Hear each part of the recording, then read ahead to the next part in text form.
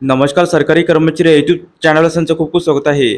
तर आजच्या व्हिडिओमध्ये पाहणार आहोत राज्य सरकारी कर्मचाऱ्यांसंदर्भात महत्त्वाचा शासन निर्णय निर्गमित त्या संदर्भात व्हिडिओच्या माध्यमातून संपूर्ण अपडेट सविस्तर पाहूया.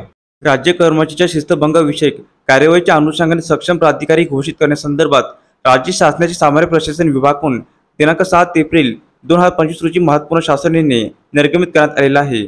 सदर शासन निर्णयानुसार शासकीय कर्तव्य पार पडत असताना सरकारी कर्मचाऱ्यांकडून अनावधानाने घडलेल्या गैरवर्तणूक अपराध अथवा गैरवर्तणुकीच्या अनुषंगाने महाराष्ट्र नागरिक सेवा शिस्त व अपील नियम 1979 नुसार शिस्तभंगाची कार्यवाही केली जाते. अशा प्रकारची शिस्तभंगाची कार्यवाही करताना सक्षम प्राधिकाऱ्यांनी निर्देशित करणे आवश्यक असल्याची बाब यामध्ये नमूद करण्यात आली आहे. सक्षम प्राधिकाऱ्याच्या मान्यतेशिवाय आदेश करण्यात आलेली विभागीय चौकशी तसेच देण्यात आलेली शिक्षा विविध ग्राह्य ठरते व त्यामुळे अपराध सिद्ध होऊनही संबंधित उपचारास देण्यात आलेली शिक्षेची अंमलबजावणी होत नाही.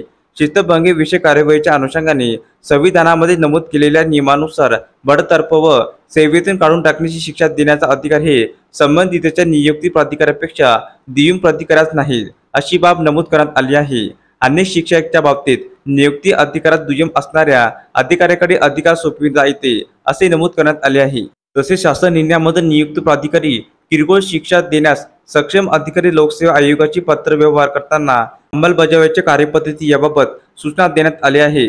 तसेच शिस्तभंग विषय कार्यवाहीचे प्रकरण हाताळताना या सर्व सूचनांचे विचार करणे आवश्यक असणार आहे. अन्यथा शिस्तभंग विषय कार्यवाही करण्याच्या प्रकरणामध्ये त्रुटी राहून केलेली कार्यवाही निष्फळ ठरू शकते, अशी बाब नमूद करण्यात आली आहे. त्याकरता सदर शासन निर्णयामध्ये शिस्तभंग विषयी प्राधिकारी कोण राहील याबाबतचे आदेश तात्काळ निर्गमित करण्याचे व ते आदेश शासनाच्या संकेतस्थळावर उपलब्ध करून देण्याचे निर्देश देण्यात आले आहे.